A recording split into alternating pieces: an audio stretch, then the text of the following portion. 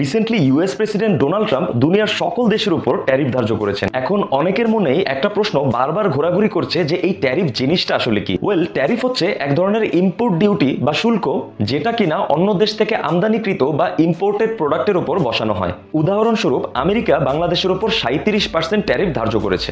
এর মানে হচ্ছে সাপোজ বাংলাদেশ থেকে এক পিস শার্ট আমেরিকা গেল, এতদিন সেই শার্টটি আমেরিকায় বিক্রি হচ্ছিল $100, আর এই ট্যারিফের পর সেই শার্টটি এখন থেকে আমেরিকায় বিক্রি হবে $137। দ্যাট মিনস আমেরিকার জনগণ বাংলাদেশের পণ্যের বেশি দাম দেখতে পেয়ে সেটা কেনার আগ্রহ হারাবে। আর অন্যদিকে আমেরিকার ভেতরে যেসব কোম্পানি রয়েছে তারা বিনা ট্যারিফে ব্যবসা করতে পারবে। ফলে বাইরের যেসব কান্ট্রি থেকে প্রোডাক্টগুলো আমেরিকায় যাবে, আমেরিকার ভেতর এই প্রোডাক্টগুলো এখন থেকে তুলনামূলক বেশি দামে বিক্রি করতে হবে এই ট্যারিফের জন্য। এর ফলে আমেরিকানরা তাদের দেশীয় পণ্য ক্রয়ের প্রতি বেশি ঝুঁকবে, যেহেতু আমেরিকার নিজ দেশে উৎপাদিত পণ্যের উপর কোনো ট্যারিফ থাকবে না। ফাইনালি আপনারা কি মনে করেন এই ট্যারিফের জন্য বাংলাদেশে অর্থনীতিতে কি ধরনের প্রভাব পড়তে পারে তা কমেন্ট করে জানাবেন।